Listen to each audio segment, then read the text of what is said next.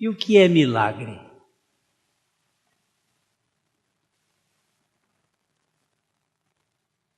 O que é milagre? Será que Deus quebra alguma lei quando Ele faz um milagre? Quando Jesus andou sobre o mar, Ele quebrou alguma lei da física?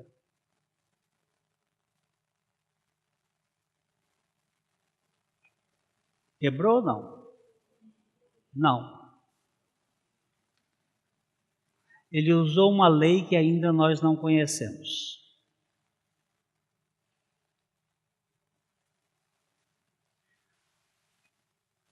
Nós só conhecemos 3 dimensões. Mas os conhecimentos mais recentes falam em 500 dimensões.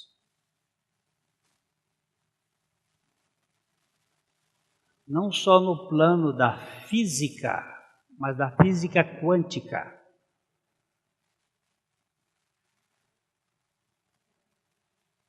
Todo esse universo está coordenado por um Deus que tem tudo em suas mãos. O Dr. Billy Graham, ele relata como Deus demonstrou sua fidelidade a uma esposa que teve sua fé provada por meio de um marido difícil, rancoroso, cheio de vontade. Essa é a história de uma mãe que vivia na África, foi convertida a Cristo e devido ao seu forte relacionamento e devoção com o Senhor, como tantas vezes acontece, deparou-se com o distanciar do marido. Com o passar do tempo, ele começou a odiar a esposa, a desprezar sua devoção a Cristo e a persegui-la. Sua raiva e amargura alcançaram um ápice quando ele decidiu matar a esposa, matar os filhos e depois a si mesmo, por ser incapaz de conviver em um meio à situação nociva imposta por ele mesmo. Ele, entretanto, precisava de um motivo. Decidiu então que acusá-la-ia de furtar suas preciosas chaves do banco, da casa e do seu carro. No início de uma determinada manhã, ele saiu do banco e foi em direção ao bar.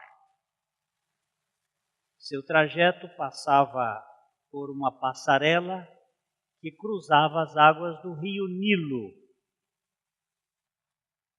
Parou por um momento sobre a ponte e jogou as chaves dentro do rio.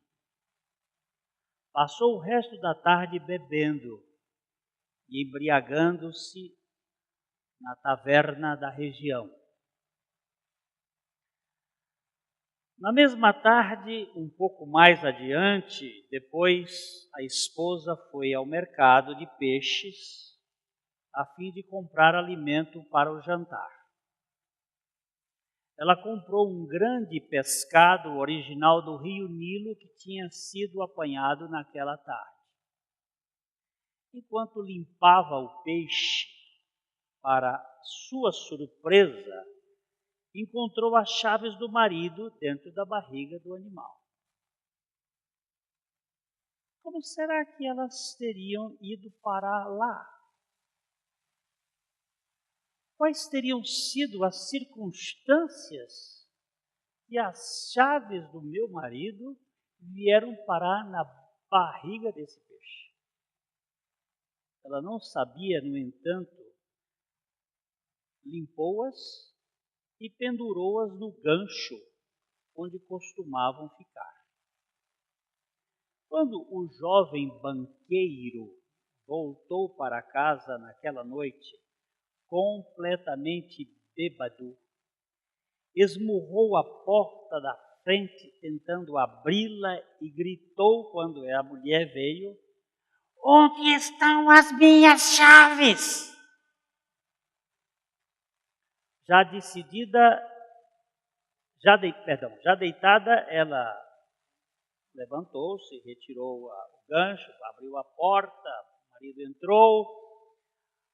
Ao ver as chaves com os seus próprios olhos,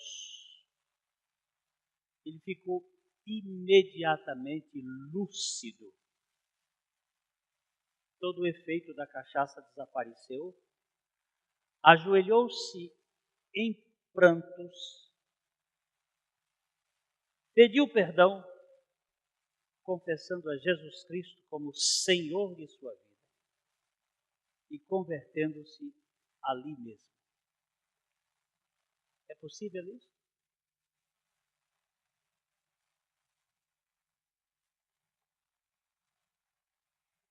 Será que Deus pode fazer isso?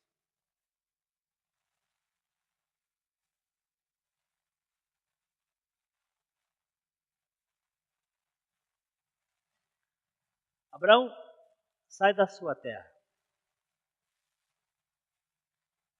sai da sua parentela, vai para um lugar que eu te mostrarei. Nós vimos hoje de manhã que Abraão saiu, levou o pai, levou o sobrinho, chegou, foi até Arã, porque foi chamado em Ur, mas aí Deus teve que começar a tirar as coisas da vida de Abraão. Ele vinha trazendo sua religião junto, a sua autoconfiança. Confiança no alto é diferente de autoconfiança. E ele então vai sendo desconstruído aos poucos. Quando chegou na Terra Prometida, teve a fome, hoje de manhã nós vimos, e por causa da fome ele foi ao Egito. Todas as vezes que você vai ao Egito, você traz o Egito para dentro de casa. O Egito na Bíblia é o tipo do mundo. Faraó é o tipo do diabo. Todas as vezes que você vai ao Egito, você encontra com Faraó. E você vai trazer para a sua casa as coisas do Faraó. E ele trouxe uma escrava. E aquela escrava foi o instrumento, como hoje de manhã nós vimos, que Sara usou para gerar um filho, a fim de cumprir a promessa de Deus. Qual era a promessa de Deus? Em ti serão abençoadas todas as famílias da terra. Abraão, então, gera um filho. O filho Ismael, o filho da carne, o filho da potência.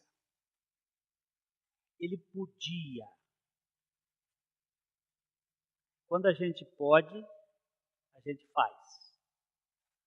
Quando a gente não pode, a gente não faz. Religião é aquilo que eu faço para, de alguma maneira, agradar a Deus e ser aceitável diante de Deus. Evangelho é aquilo que Deus faz para me aceitar pela sua graça. Religião é o que eu faço. Evangelho é o que Deus faz. Quando eu faço, eu me orgulho, eu me envaideço, ou eu fico decepcionado se não sai tão bem feito como eu acho que deve ser feito. Religião é o homem fazendo. Evangelho é Deus fazendo. Aquele filho que Abraão fez com a ajuda da sua mulher e da sua serva é um filho da carne, é uma religião. Deus então fica em silêncio, não age mais, não conversa com Abraão durante 13 anos. E Abraão então entrou em decrepitude. Envelheceu. A Sara já era estéril e agora entrou na menopausa. Abraão não tinha Viagra naquele tempo. Então não dava para ter qualquer esperança. Velho, uma velha estéril, e Deus se apresenta dizendo: eu sou El Shaddai, o Deus poderoso que supre todas as necessidades. Anda comigo e eu vou fazer a sua história. Você vai ser pai. E ele diz assim: oxalá que Isaac, meu filho, viva por todos os dias da sua vida. Deus diz: eu não tenho compromisso com carne. Eu não tenho compromisso com o que você faz. Eu tenho um compromisso com a minha palavra. Eu sou um Deus de palavra. E quando eu falo, eu cumpro o que eu falo. Quando se fala dessas coisas de Deus, os poderes de Grayskull agem. Eu conheço essa história, não é de hoje não. Abraão estava olhando para baixo. E Deus estava olhando para a palavra dele.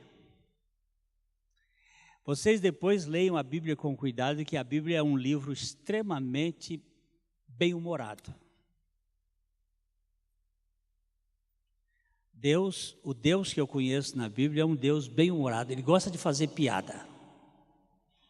E uma das piadas é esta: Isaac. É uma figura muito interessante. Isaac vai se chamar riso de piada. Porque eles não podiam gerar filhos. Eles chegaram no fim deles mesmos. Quando você não pode, Deus pode.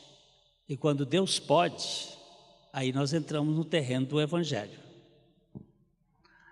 Abraão estava simplesmente decepcionado porque não era possível. E Deus disse para ele assim: daqui 1 ano eu vou fazer um milagre acontecer aqui na vida de vocês. O capítulo 4 de Romanos, depois você vai ler. O Lúcio hoje já me deu uma aula aqui para não dar muito texto. Mas depois no capítulo 4 de Romanos você vai ver que Abraão esperava contra a esperança. Não tinha esperança. Por quê? Diz a Bíblia que o seu corpo estava necrontes, estava necrosado, estava morto.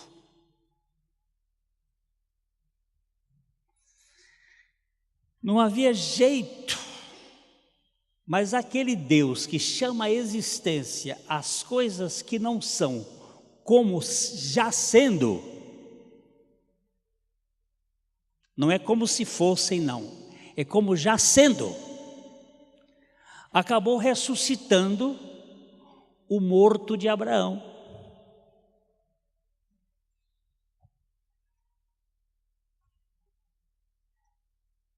E aí Deus então vai fazer uma visita com 3. Eram 3 anjos, ou 2 anjos e o Senhor, Javé, fazem uma visita a Abraão. Ele faz um jantar, ou um almoço, com farinha, flor de farinha, farinha de primeira, com um bezerro cevado, com coalhada, leite, debaixo de uma árvore. E os 3 comem, e Abraão, e ele diz: cadê Sara, tua mulher?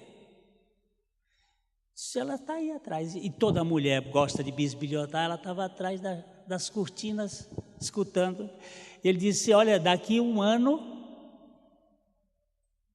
você vai gerar um filho com Sara, tua mulher. Naquele dia, Abraão fez uma coisa. Ele circuncidou o prepúcio do seu pênis, que era para tirar a potência do deus da Babilônia, o falo. 3 meses depois, foi o período probatório da fé. Ele encontrou-se com Sara e diz: agora você vai rir de verdade. Você não vai rir atrás das cortinas da incredulidade. E Sara então concebeu e deu à luz um filho. Este filho é o filho da potência de Deus e da impotência humana. Esse é o Evangelho.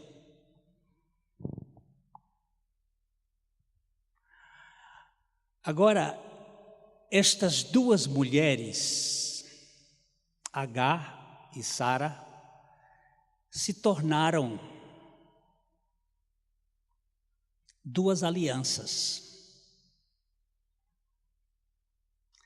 Quando o apóstolo Paulo vai escrever a carta aos Gálatas, aí vou deixar também o endereço para vocês, é no capítulo 4, a partir do verso 22, ele vai nos mostrar que houve 2 alegorias, apontando para 2 alianças. A aliança do Sinai,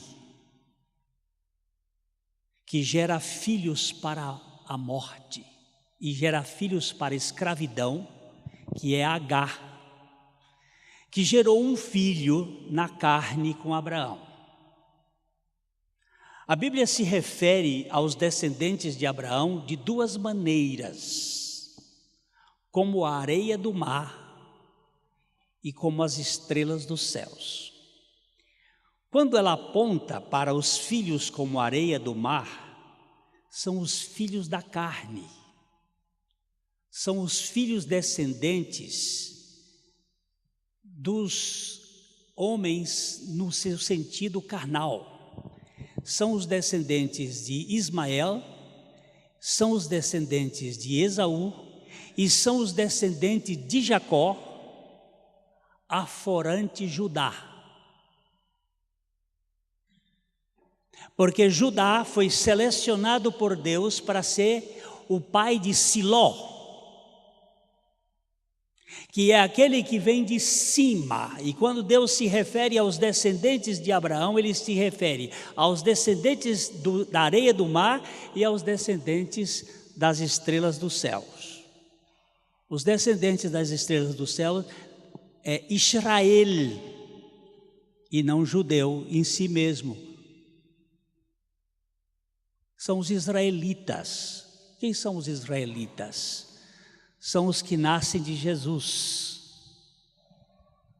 Por isso nós falamos ontem, da mulher que era Israel, a prostituta que havia abandonado o Senhor, mas o Senhor não a abandonou. Por quê? Porque Ele ama com amor eterno e com amorável benignidade Ele atrai.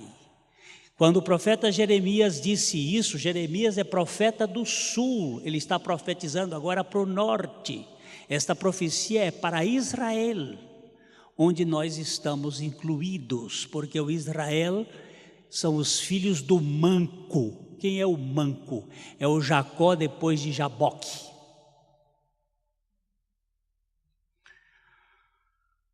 Jacó foi um fujão, foi um cara que era suplantador, negociante, passava todo mundo para trás, passou o pai, passou o irmão, passou o sogro, passou todo mundo, mas um dia Deus pegou ele e disse: agora daqui para frente você não vai passar mais ninguém para trás. E ele entrou no vale de Jaboque, ele entrou em Jaboque como um corredor das Olimpíadas e saiu do outro lado como um corredor da Paralimpíada. Daí para frente foi um homem tratado por Deus, manco. Todo príncipe de Deus é manco. Quem é perfeito não pode correr na Paralimpíada.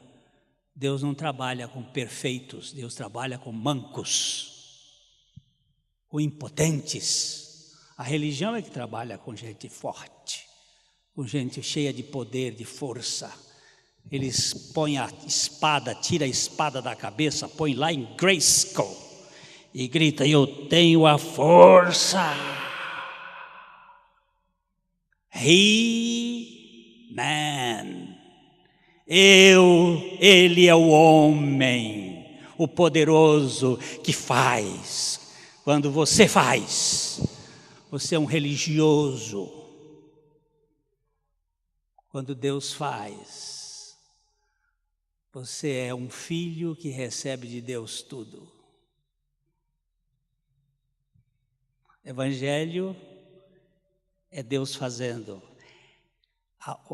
Agar é a aliança do Sinai, é a aliança do poder da carne, é a aliança da lei que gera filhos para a escravidão e que filhos da escravidão não têm herança.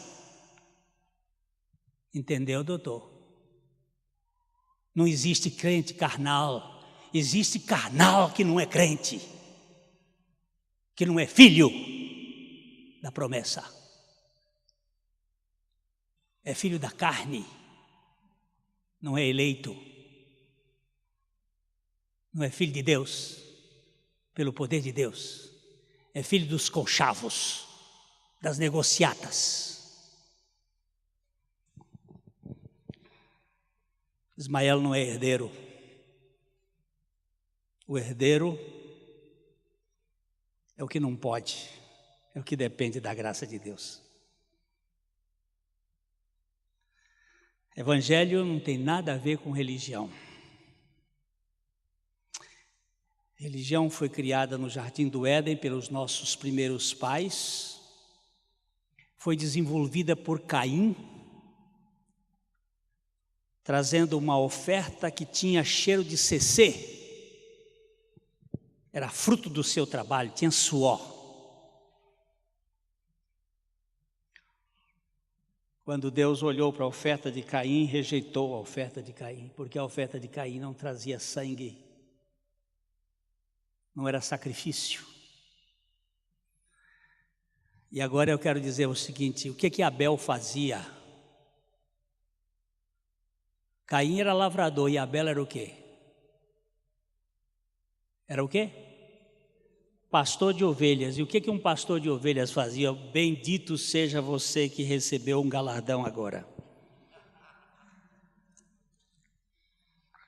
Eu queria saber para vocês que são estudiosos da Bíblia, o que um pastor de ovelhas fazia no tempo de Abel?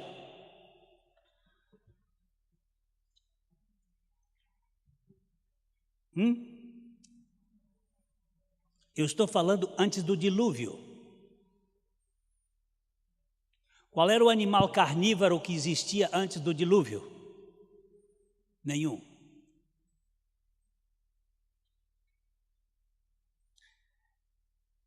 Nem os animais eram carnívoros, nem o homem era carnívoro antes do dilúvio. Eram todos vegetarianos. Nós ainda temos uma prova do nosso vegetarianismo no apêndice.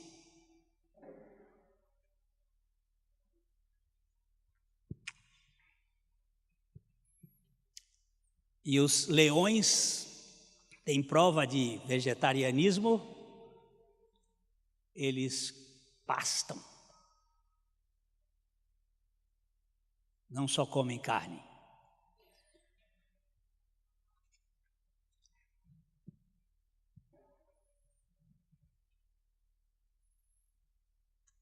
E agora?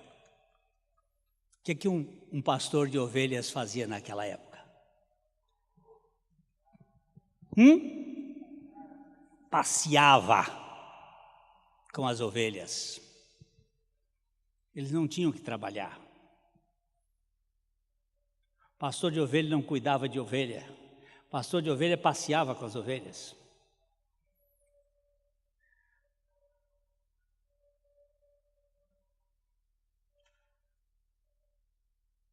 Quem trabalhava era Caim. Com o suor do teu rosto ganharás o teu pão. Da terra só teve duas coisas que foram amaldiçoadas na criação: a serpente e a terra, por causa do pecado. Tinha que trabalhar para trazer dela o seu fruto. O fruto de Caim era fruto do esforço humano. O fruto de Abel, a oferta de Abel, era a oferta do descanso humano.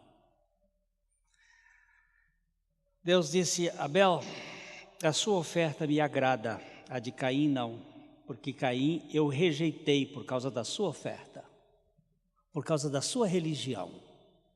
Eu não aceito. Eu não aceito o esforço humano. A carne, disse Jesus, para nada aproveita. Não é que ela não faz, ela faz, mas o que ela faz não aproveita nada.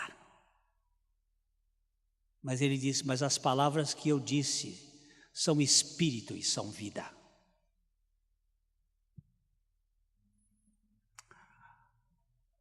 Caim então ficou muito cabisbaixo. Como todo religioso não celebra. Toda cara de religioso é uma cara descaída. Eu posso olhar esse auditório aqui, eu vejo os evangélicos e os religiosos.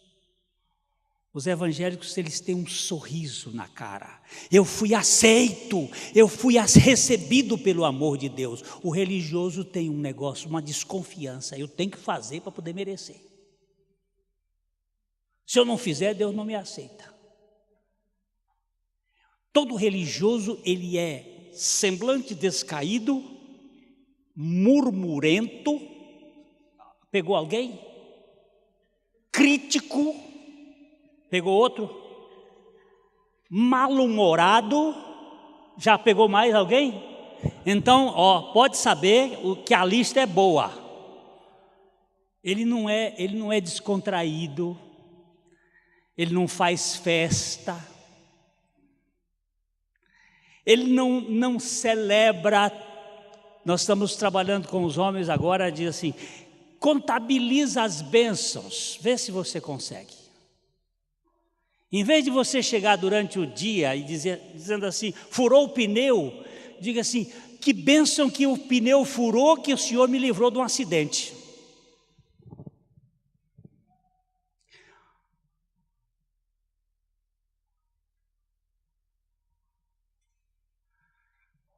Eu tive um professor na universidade, que um dia ele chegou com uma folha de cartolina, uma cartolina branca, com um ponto preto bem no meio assim, disse: o que é isso aqui?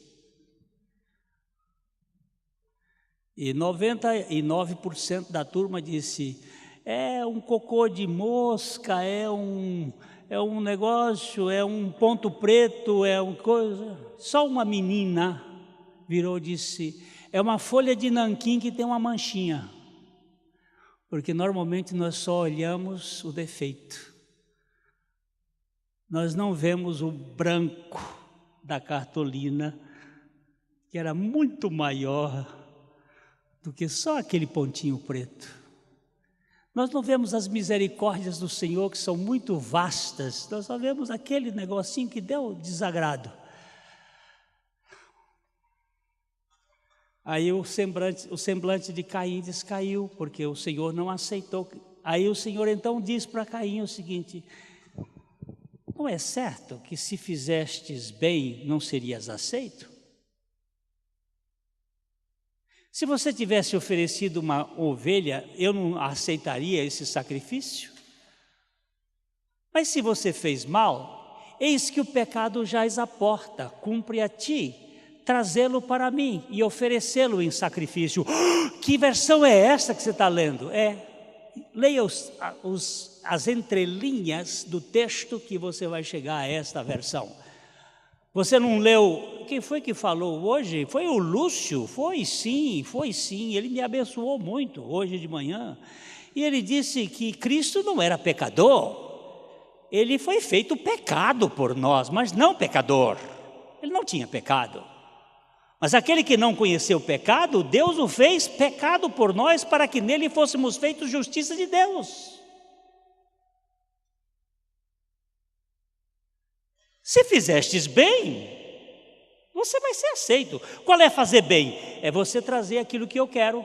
O que o Senhor quer? Eu quero o sacrifício. Que sacrifício é esse? O sacrifício do meu filho aconteceu antes da fundação do mundo, que está tipificado no sacrifício da ovelha. Você está trazendo o seu esforço, eu não quero o seu esforço. O seu esforço vai gerar vaidade. O seu esforço vai gerar depressão. Ou você fica orgulhoso ou fica deprimido. Eu não quero isto. Eu quero o sacrifício do meu filho.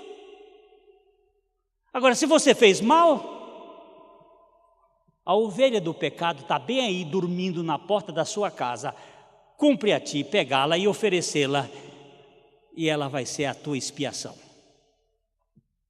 Mas quem diz que o religioso quer o evangelho? Jesus diz que quem bebe o vinho velho não quer o vinho novo, e diz assim: o velho é melhor.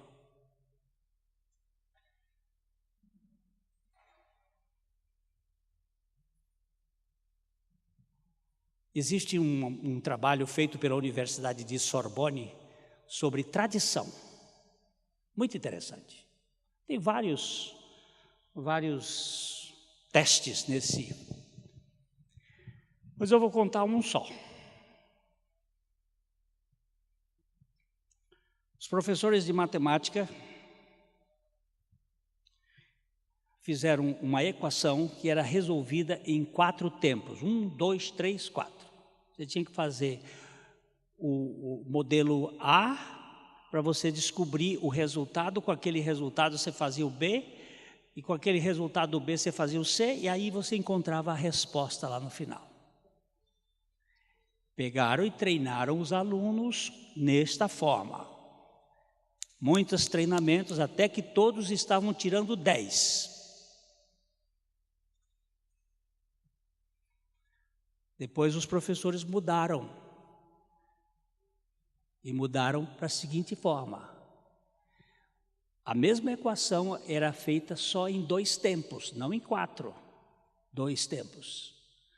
Você fazia no tempo A, encontrava a resposta, e no B já tinha a resposta final. Treinaram os alunos e depois deram uma prova. Treinaram tanto a primeira proposta com 4, como a segunda proposta com 2. E deram uma prova. E tem uma lei no meio, chamada Lei do Menor Esforço. A lei do menor esforço é muito válida para nós.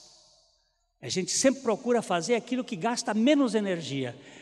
Quantas pessoas vocês acham que fizeram a segunda proposta, que era mais fácil? Quantas pessoas vocês acham? Todos? 20%. 80% ficou na velha proposta. Mais difícil, mais longa. Por que será? Por que será? Porque aquilo que a gente aprende primeiro vira tradição. E nós nos agarramos à segurança da tradição. A outra veio depois.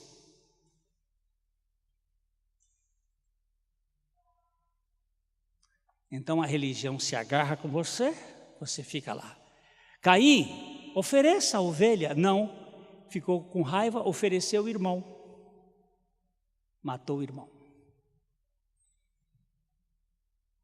O religioso não consegue celebrar, ele consegue matar, dividir, separar, criar problema.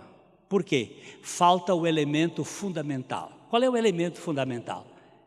A fúria do amor. Faltou o amor, falta tudo.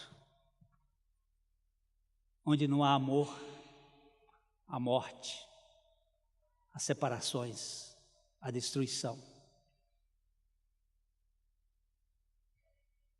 Então Deus tem que fazer um milagre. Qual é o milagre? Achar a chave do banqueiro na barriga do peixe? Não. Achar o amor que foi perdido no corpo de Jesus Cristo, na obra da cruz. Qual foi o maior poder que Deus já exerceu aqui na face da terra? Alguém disse assim, foi criar o universo. Não, criar o universo foi só com o sopro da boca dele.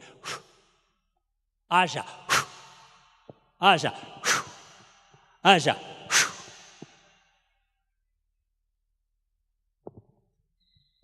O maior poder foi se submeter à vergonha da cruz para salvar um cretino igual a mim.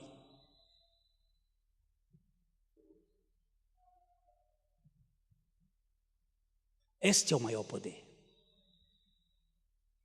Não existe maior poder do que Jesus suportar as cusparadas na cara, os gritos, como disse o Lúcio, desce da cruz. Ele podia descer da cruz, ou ele permanecer na cruz. É um poder tremendo de negação de si mesmo. Negou-se a si mesmo para aceitar-me a mim mesmo. Eu não posso fazer a mudança do meu coração, mas Ele pode. Ele pode fazer esse milagre. E não venha para cá com uma história de meia sola, porque Ele não faz meia sola. Eis que eu faço novas todas as coisas. Tem uma turma aí que quer remendar. Ele não põe remendo de pano novo em roupa velha. Essa religião inventada pelo homem não funciona dentro do Evangelho de Deus. O Evangelho de Deus é lugar de aceitação, aceitação do falido. Minha esposa querida, amada Carmita, filha de pastor, neta de pastor, sobrinha de pastor, casada com pastor, vivia pastando neste mundo, com a justiça própria. Ela sofria demais, porque ela sempre foi uma menina, além de muito bonita. Deus me deu o privilégio de casar com uma das mulheres mais bonitas, pelo menos para mim. Fico por conta disto. Além de ser muito bonita, muito dócil, muito bem educada, muito cheia de justiça própria. A justiça própria da minha mulher extravasava por tudo quanto é buraco que tivesse, pelos poros. Sensível. E eu sempre fui um grosso, casca grossa, criado no Piauí, rude, feita facão. Quase nos separamos umas 2 ou 3 vezes. Mas Jesus entrou na minha vida. Eu era pastor, religioso, criado dentro da igreja batista, fiz tudo quanto é passo que pode saber de embaixador do rei, mas não sei que rei era aquele. Depois é que eu vim descobrir que aquilo tudo foi criado pela maçonaria para enganar a criança. É a mesma coisa dos demolei, dessas turmas de bandeirantes não, como é que chama? Panelinha das meninas, os homens são o quê? Escoteiro. Essas invenções bestas que as pessoas criam para iludir ego. E eu lá dentro da minha... Deus me desmanchando, e minha mulher não aceitava. Esse negócio de cruz, isso não é, você precisa parar com essa pregação. Ninguém aguenta mais na igreja. Todo dia é cruz, tem que morrer.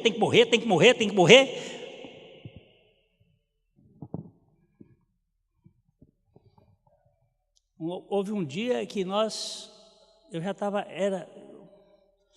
começamos a conversar às 11 horas da noite, era 3 horas da madrugada, e essa mulher não parava. E eu não sei se vocês sabem, que quando uma mulher tem razões que a própria razão desconhece, tem argumentos que são fantásticos. E eu encostava naquele espaldar da cama e virava para um lado e para o outro e dizia: meu bem, vamos dormir. Olha aí, você não quer prestar atenção. E aí foi nesse pampeiro 10 anos. 10 anos essa mulher resistindo contra a suficiência de Deus. Aí eu tinha um pastorzinho, pai de um pastor que está aqui, que se hospedava sempre lá em casa, e ela disse: eu não quero aquele velho aqui em casa.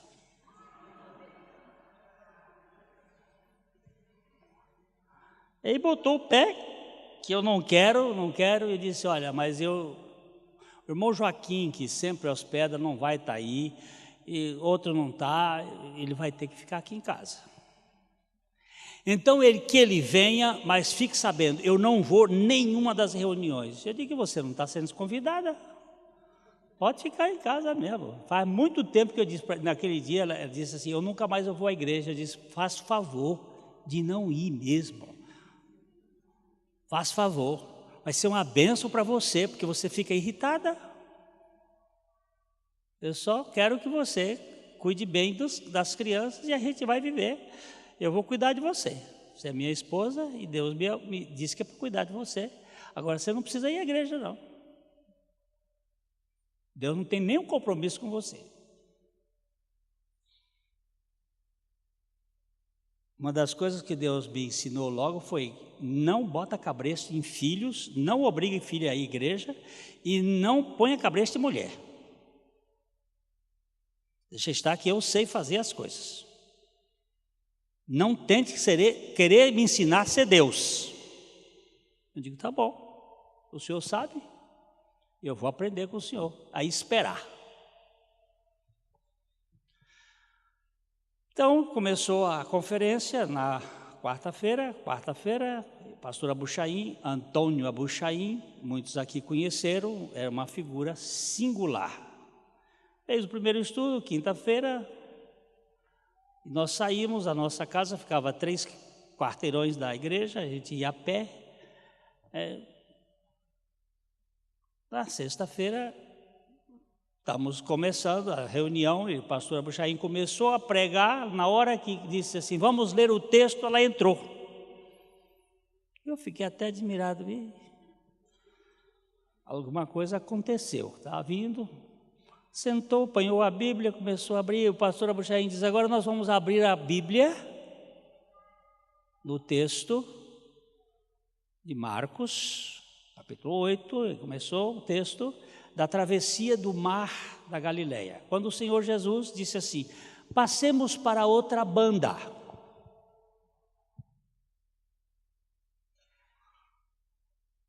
Aí deitou, estava cansado, tinha pregado, tinha feito milagres, estava muito cansado, ele era homem. Dormiu, um sonão. E aí veio uma tempestade ali no mar da Galileia, uma tempestade terrível. Ali as tempestades, as ondas chegam a 3 metros. Eu presenciei uma das tempestades lá. Vai aquela onda, e lá em cima, e voltava aí. E os discípulos correm lá e: mestre, mestre, não se te dá que morramos. Você repara que só um evangelista usa a palavra Senhor. Os outros 3 que narram isso usam a palavra mestre. Porque eles, na verdade, não conheciam Jesus ainda como Senhor.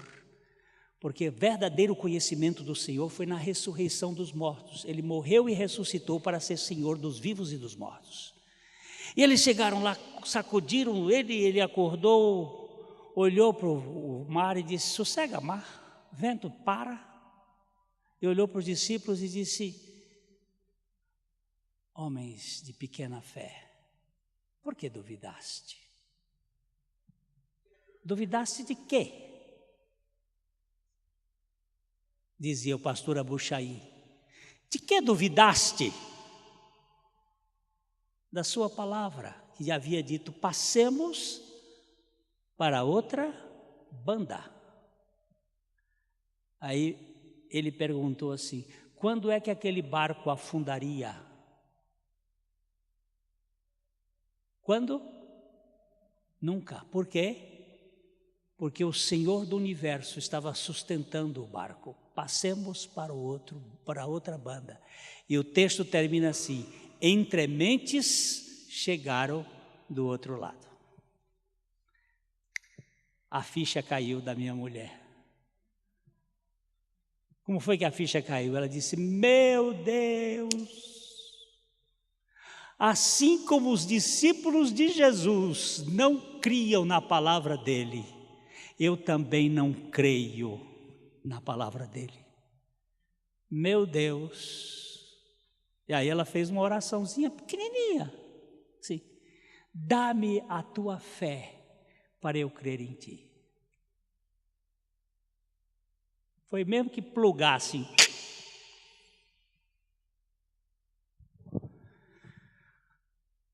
Saímos da reunião, cumprimentando as pessoas e tal, e ela veio de carro, então entramos no carro. Ela disse: vai dirigindo bem. Eu fui dirigir o carro, era perto, só fazer uma curva. O pastor Abuchaim vira-se para ela e diz assim: minha filha,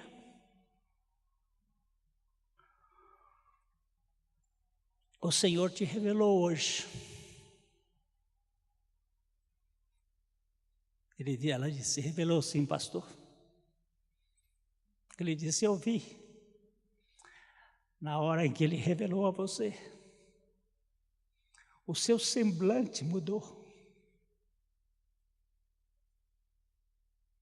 O seu rosto mudou. Você encontrou aquele que te aceitou.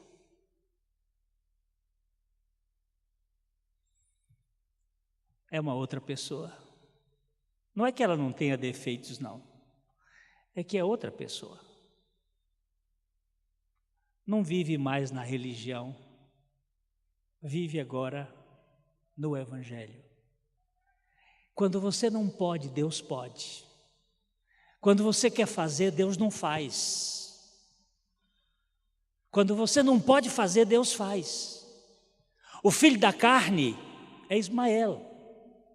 Todo Ismael é escravo. É carne. Não serve. Isaac é o milagre de Deus. É o milagre da aceitação. É quando você não pode e Deus chega e diz assim: então agora sou eu que vou fazer. E quando Deus faz, Ele coloca dentro do seu coração aquilo que é a essência dele. O que é a essência de Deus? Qual é a essência de Deus? A Bíblia define Deus em 3 palavras. Diz que Deus é e é. Ela define primeiro que Deus é luz e não há nele treva alguma. Depois ela define Deus que Deus é espírito. E depois ela define Deus que Deus é amor. Luz, ela define Deus como luz inacessível.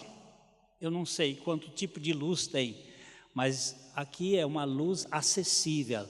Depois nós temos, por exemplo, o raio-x, que é uma luz que a gente não vê, mas é um raio de luz. E Deus é luz inacessível.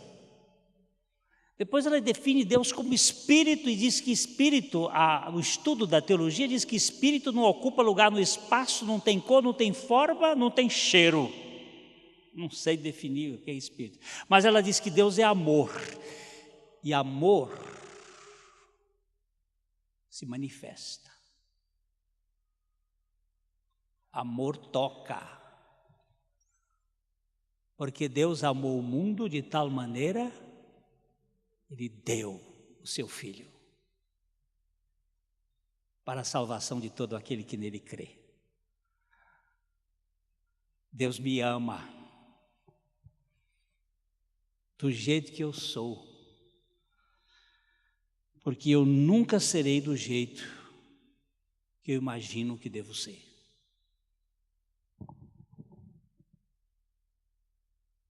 Deus me ama.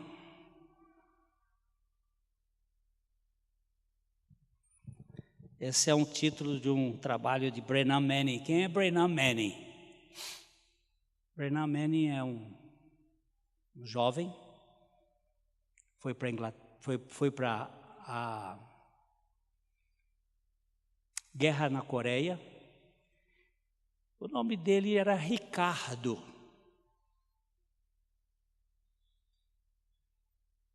Ricardo Manning.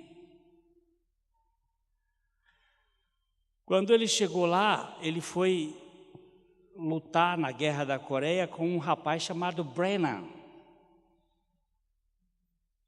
E os dois estavam dentro de um buraco da raposa, que eles chamam de foxhole, aquele buraco onde tem a guerra. Os dois estavam lá, jogaram uma granada. E o Brennan caiu em cima da granada e ela explodiu nele, e o Ricardo foi salvo. Esse Ricardo voltou para os Estados Unidos e foi estudar teologia num seminário católico dos franciscanos e se tornou um monge franciscano. Depois, ele foi pelo mundo servir na África, na França, na Espanha, com pobres, com necessitados. Aí voltou para os Estados Unidos e se tornou um ébrio. Depois de 28 anos como monge, ele viveu 10 anos na cachaça, caído no chão. 2 vezes quebraram a costela dele com chute na rua. Foi para o Alcoólicos Anônimos. Lá no Alcoólicos Anônimos ele conheceu uma moça que era meio protestante, meio católica. A mãe era católica, o pai era protestante. Acabou se casando com ela. Foi para a igreja batista. Se decepcionou com os batistas. Já estava decepcionado com os católicos, se decepcionou com os batistas. E depois ele montou um movimento na igreja católica chamado Ragamuffin Gospel. O que é isto? Evangelho para estrupiados, para maltrapilhos, para andarilhos de rua, evangelhos para fracassados. E ele tem escrito alguns livros dos melhores que eu tenho lido na minha vida. O Evangelho Maltrapilho é um deles, e o outro que me enche o coração chama O Anseio Furioso de Deus. Brennan tem tocado muito na minha alma. Ele escreveu esse livro. Deus o ama do jeito que você é, não do jeito que deveria ser, pois você nunca será do jeito que deveria ser. Mesmo assim, Deus ama você. Isso é gostoso demais. Eu não tenho expectativa. Deus não tem, a irmã disse assim, Deus está decepcionado comigo, pastor. Eu digo, Deus não ficou decepcionado com você, porque Ele nunca ficou iludido com você. Ele nunca teve ilusão com você. Ele não fica decepcionado com uma coisa que não ilude a Ele. Ele sabe que você não vale. Aí eu disse para ela com essas linguagens toscas de um homem feito no mato, não vale o que o gato enterra. Você só tem presunção e orgulho e bestice, mas Deus ama você loucamente, criatura.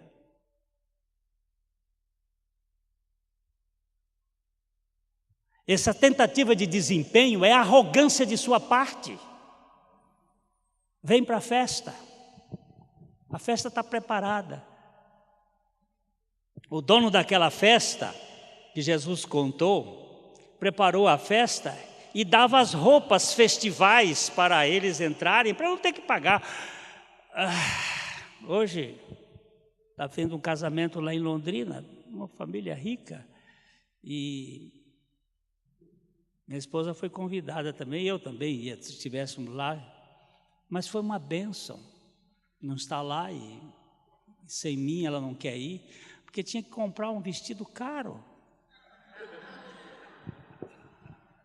Para ir em festa de rico, muitas vezes dá um preço terrível.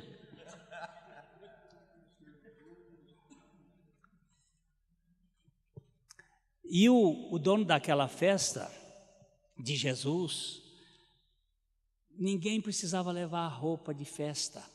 Chegava na hora,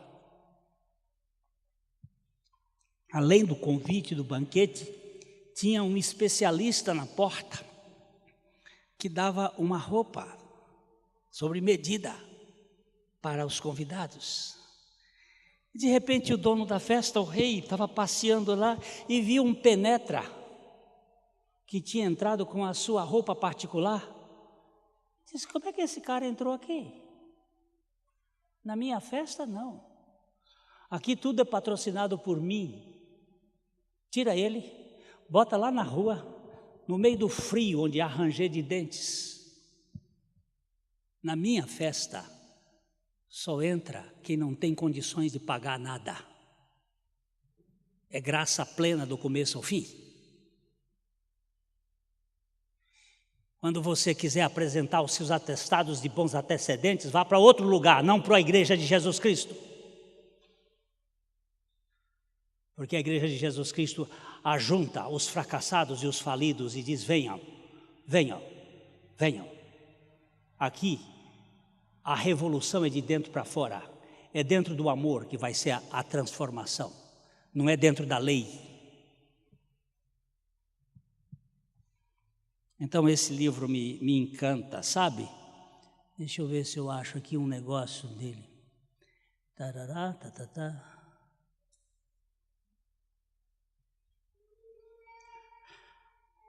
Ferrar Campo é um pastor anglicano que escreveu sobre graça de Deus, graça vulgar, graça para fracassados. Então ele disse assim, em Jesus, Deus pendurou um aviso com os dizeres, fui pescar na loja da religião. Pescar em loja? Essa é uma linguagem muito interessante. Logia é o lugar onde as pessoas tramam. Fui pescar na loja da religião. Em Jesus, Deus fez tudo o que tinha de fazer, de uma vez por todas, em favor de todos, e simplesmente nos convida a crer nisso, a confiar nesta bizarra e improvável proposição de que nele, isto é, em Jesus, todo ser humano sobre a face da terra é um ser livre, sem que para isso tenha de fazer algum tipo de esforço religioso. Não é preciso jejuar para sentir fraqueza nos joelhos, não é preciso orar do jeito certo, ou fazer qualquer coisa do jeito certo, porque não existe nenhuma coisa do jeito certo que não seja feita em Jesus. Ninguém precisa também plantar bananeira ou enfiar o polegar direito no ouvido esquerdo enquanto recita o credo. Nada disso. O espetáculo todo já foi devidamente estruturado no ministério de Cristo Jesus, embora ninguém perceba melhora nenhuma em sua vida. Sim, é uma coisa maluca. Sim, é bárbaro, ultrajante, é vulgar esta graça, mas é divina. Um Deus que age desta maneira é um Deus de péssimo gosto. E o pior de tudo, não vale nada. Mas esta é a boa nova. A única boa nova que dura de fato. Por isso, eu a considero extremamente cativante. Deus me ama, do jeito que eu sou, e não espera nada de mim. Vocês duvidam disso? Eu estou aprendendo a relaxar na casa de meu pai.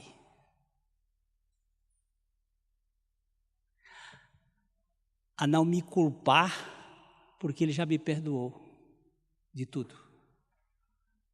A não exigir perfeccionismo de mim, porque ele não espera que eu seja. Eu me lembro do Léo, meu filho, brincando. Isso eu digo hoje sofrendo. Ele brincando na lama, e eu ia para um casamento. Vesti a camisa branca, botei a gravata. E fui dizer, olha filho, papai está indo para... Ele disse, papai, eu quero dar um beijo em você. E correu para mim, eu disse, não, você vai me sujar. Ele olhou para mim, ô papai, eu só queria dar um beijo em você.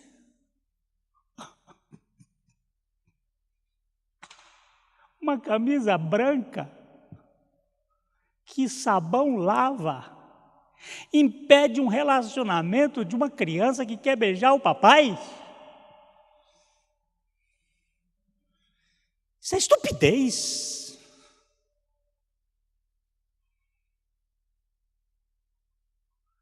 Quando um compromisso tira o meu filho dos meus braços? O que é isso?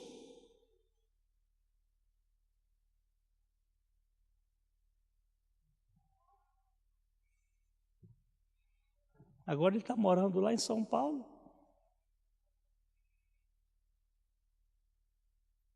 É bem verdade que quando nós nos encontramos é uma grudação. Eu não posso ficar com o cabelo penteado, que ele mete a mão e arranca, puxa para frente. E eu agora digo assim, desmancha mesmo, meu filho. Por favor, que eu estou velho e o tempo está curto para ficar com você. Mas meu pai sujou no filho dele a roupa dele lá na cruz para me abraçar. E me aceitou com toda a fedentina do meu pecado. Ele não se encolheu dizendo, não me toca que eu estou em um compromisso sério. Ele entrou e disse, vem aqui, eu te abraço, sujo, e a sua sujeira passa para mim, e eu me responsabilizo por ela. Isso é evangelho, meu irmão, isso não é religião.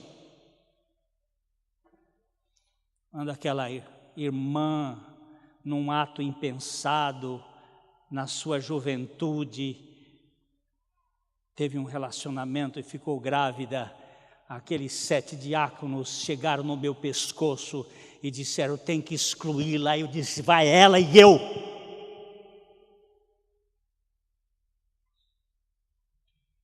Pode me mandar para fora. Porque esta é a hora que essa moça precisa conhecer o amor de Deus. Por que que quando a barriga cresce a gente expulsa e quando a língua sai para fora ninguém corta?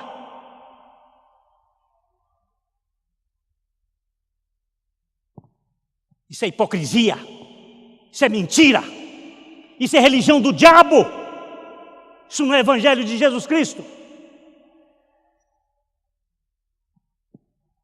Porque quando a mulher era adúltera e vinha a turma toda com as mãos cheias de pedra para jogar nela, o Senhor diz, pode começar. E a tradução siríaca é muito boa para esse assunto.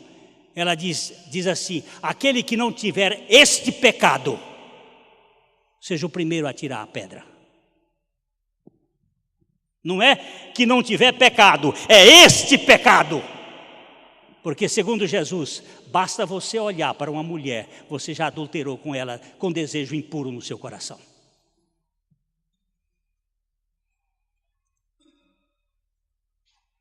E aí ele baixou a cabeça e foi escrever.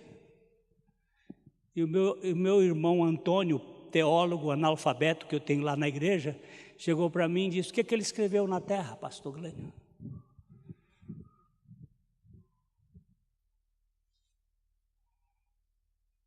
Não venha me fazer perguntas difíceis, não. Ele disse, não, ele escreveu na terra. O senhor vai lá no capítulo 7 de Jeremias, versículo 17. Acho que é Jeremias 7, 17. Vamos ver se a gente acha o que ele escreveu na terra. Se não é o 17, é bem pertinho, que diz aí que ele escreveu na terra. Enquanto isso eu bebo.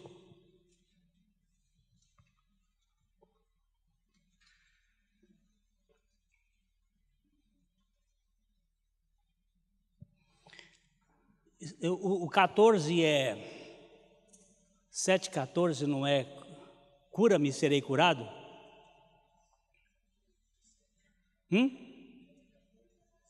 14, 17? Então é aí, é nesse texto, é que eu estou ficando velho.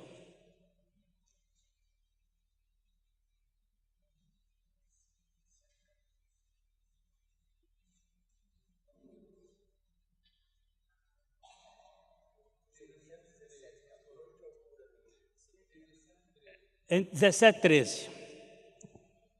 Então leia aí, Claudinho.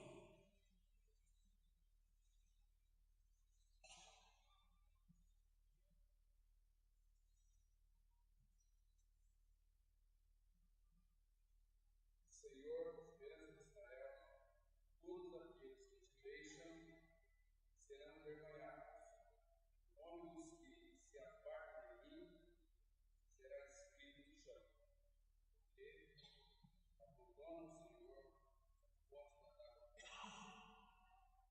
Viu? Foi o que ele escreveu?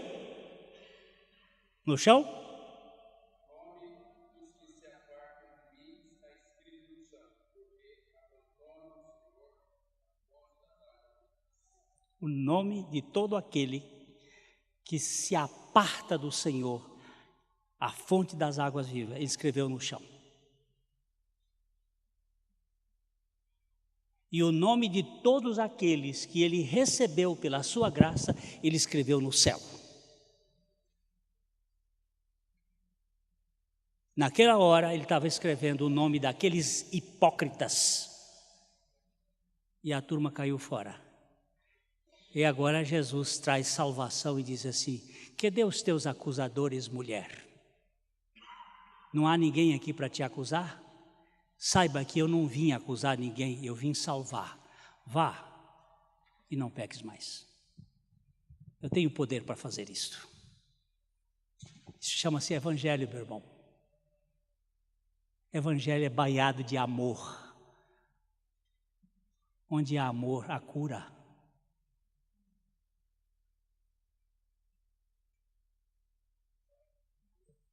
Amor, sara cura.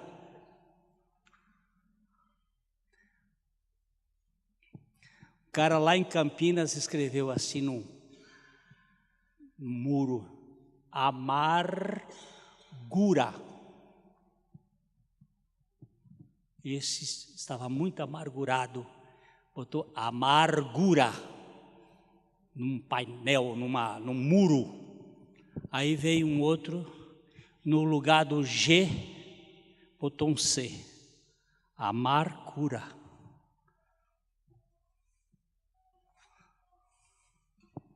Se há amargura, o amor cura. O amor de Deus cura. A aceitação de Deus cura.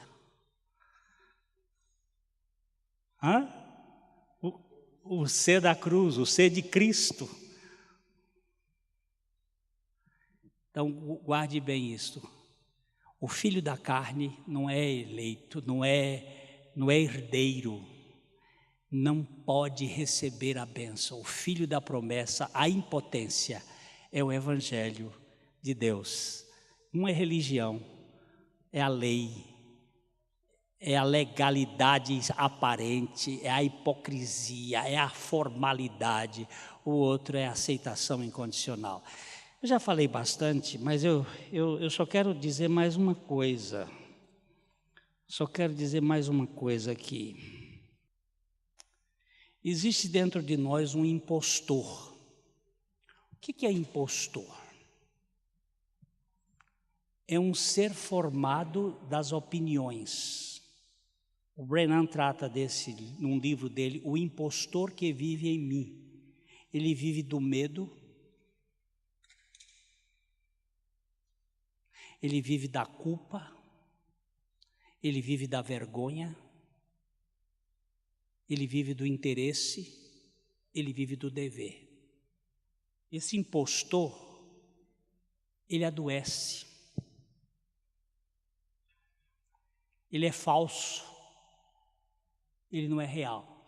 Por isso a vida cristã não é educação religiosa. Vida cristã é substituição de vida. No lugar de Adão, ele coloca Cristo. Você pega uma criança, dizia o pastor Abuchaí, você pega uma criança e bota na igreja e ensina essa criança, é igual ensinar urubu a comer alpiste. O que o urubu come? Carniça. Ele tem prazer em comer alpiste? Então não tem. Se não mudar o coração dele, não funciona. Então nós estamos cometendo muitos erros em educar crianças sem pregar para a criança, dizendo assim, você nasceu com um coração perverso e você precisa nascer de novo. E é de pequeno que começa. E esse dever não é de igreja, é de pai. Nós estamos delegando, nós estamos terceirizando a missão de pai.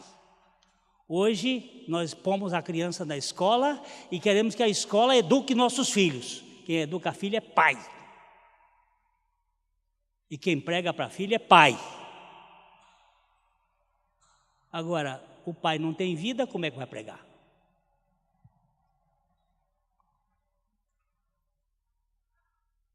Que Deus nos dê graça de ver o milagre acontecer.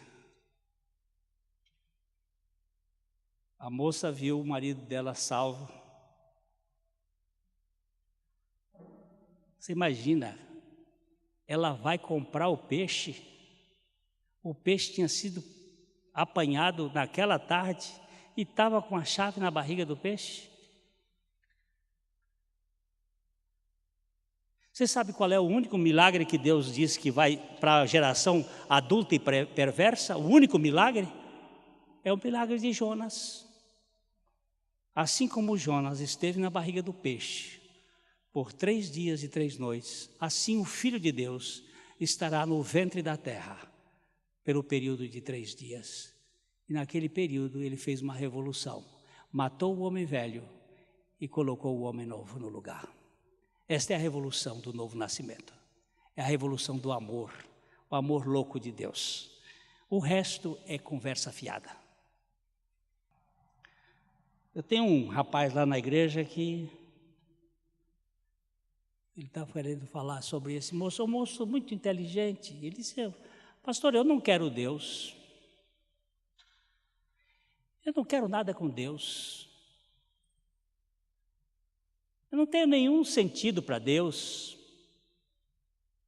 Ele disse: mas Deus te quer. A prova de Deus te querer foi Jesus ter descido para te encontrar. Ele te quer. Se você não quer a Deus, isso não é problema meu. Eu só sei que Deus vai te pegar uma hora. Deus te quer tanto que uma hora tu vai acabar querendo um pouco. Porque o querer de Deus é impossível de ser domado. Eu agora estou recitando uma poesia de um católico anônimo da Idade Média, no livro A Nuvem do Desconhecido. Pois eu não o queria e não queria querê-lo, mas ele me quis.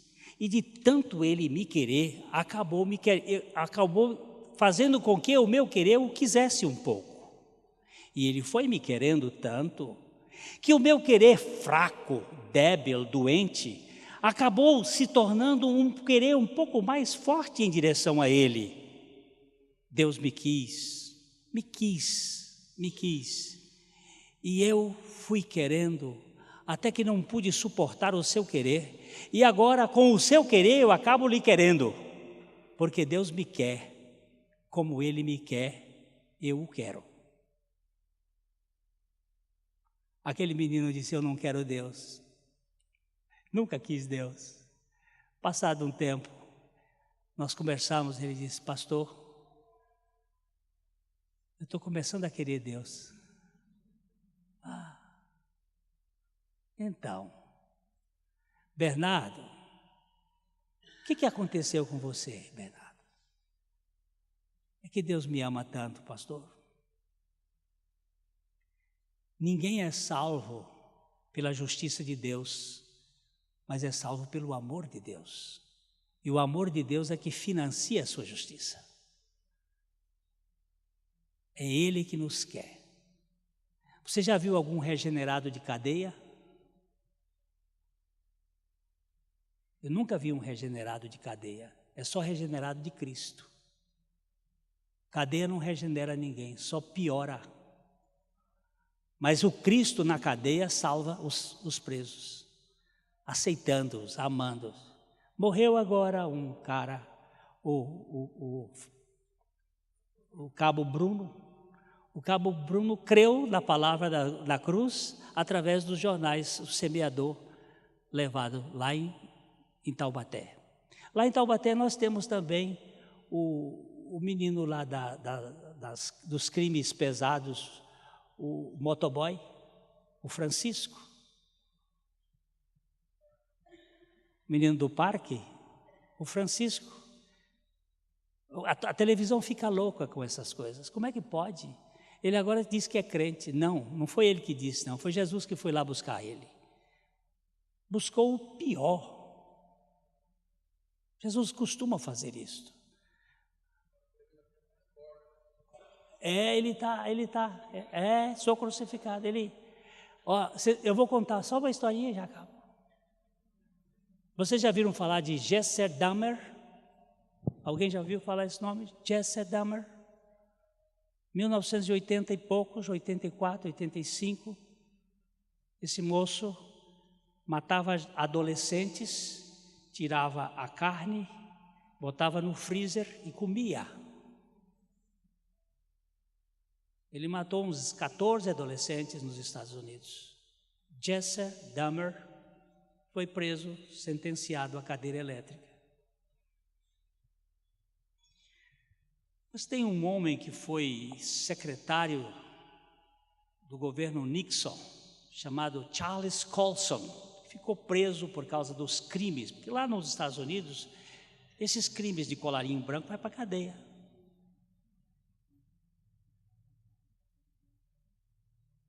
Espero que nosso Joaquim bote uma turma dessa na cadeia aqui, pelo menos para ser uma forma de disciplinar. Mas o Colson foi para a cadeia. E Colson teve uma experiência muito marcante com o Senhor na cadeia, e hoje ele tem um ministério, é um dos homens mais cultos que eu já conheci. Ele tem um ministério para presos nos Estados Unidos. E quando o Jesse Dahmer foi condenado à morte, ele começou a se aproximar dele para pregar o Evangelho. E Jesse creu no Senhor Jesus. No dia da sua morte, ele foi morto por choque, por cadeira elétrica. O capelão estava do lado dele e disse: Jesse, você quer dizer alguma coisa? Ele disse: quero. Eu estou sendo sentenciado à morte por crimes que eu cometi e mereço. Devo ser punido pela lei do meu país. Devo morrer por isto. Mas eu fui absolvido por Jesus Cristo lá na cruz. Por isso, ao morrer aqui, eu vou para a casa do meu pai. A imprensa ficou injuriada. Sabe por quê? Porque o homem não tem misericórdia. Ele quer ver os outros no fogo do inferno. Mas Jesus tem misericórdia para o indigno. E eu quero dizer mais uma coisa para vocês hoje à noite. É o seguinte: a graça de Deus não é justa. A graça de Deus não é justa. A graça de Deus é simplesmente, abundantemente misericordiosa, não tem nada com justiça. Toda a justiça caiu sobre Cristo para que Ele derramasse para você, em você e em mim, a suficiência da sua graça. Não tem outra coisa maior neste mundo do que a graça, a misericórdia e o amor de Deus para confalidos. Quando eu falo isso para pecadores e desgraçados, eles ficam todos felizes. Aquele homossexual que saiu do meio da multidão veio gritando para mim, dizendo assim: Glênio, por que nunca me disseram isso? Cheio de trejeito, disse: pois é, isso é a religião que está impedindo vocês gozar da bênção de serem aceitos. Deus não ama homossexualismo, mas ama homossexuais. Ele é louco por homossexuais. E Ele transforma homossexuais. E não tenho medo de dizer isso. Isso aí é politicamente incorreto. Mentira! Mentira! O Deus da Bíblia é o Deus que salva, liberta e tira o peso das costas. Isso tudo que inventaram aí é simplesmente para escravização. E é montado por um sistema da ONU, da Unesco. Mas o Evangelho foi montado por um Deus escancaradamente amoroso que salva, liberta e cura. E continua fazendo os mesmos milagres de antigamente. Pode trocar seu coração velho cheio de desgraça por o dele. O que você quer? Eu contei uma vez uma história do cara que ia dirigindo um Fusca 66. O Fusca ia batendo biela, subindo a ladeira. Vinha uma jamanta atrás, e o Fusquinha. Aí passou um cara num BMW desses. Qual é o último tipo do BMW? 5, 6? Parou lá na frente, encostou a BMW dele, olhou aquele Fusquinha. Aí quando o cara chegou assim, ele encosta aqui: sim, senhor, vamos trocar? Trocar o quê? O seu Fusca pela minha BMW. O senhor está doido? Meu Fusquinha 66, batendo biela, não estou nem conseguindo aqui. O senhor está ficando maluco? Estou. Eu estou doido. Mas doido por quê? Estou doido de amor por você. Eu não quero ver você desgraçado aqui, espedaçado aqui. Eu quero trocar o seu Fusquinha pela minha BMW. mas o senhor vai entrar na sua BMW, no meu Fusquinha agora, o senhor vai morrer, porque está aí, o senhor está preocupado comigo? Disse, não, eu vou telefonar aqui para o meu telefone, eu vou pedir para o meu helicóptero vir me buscar.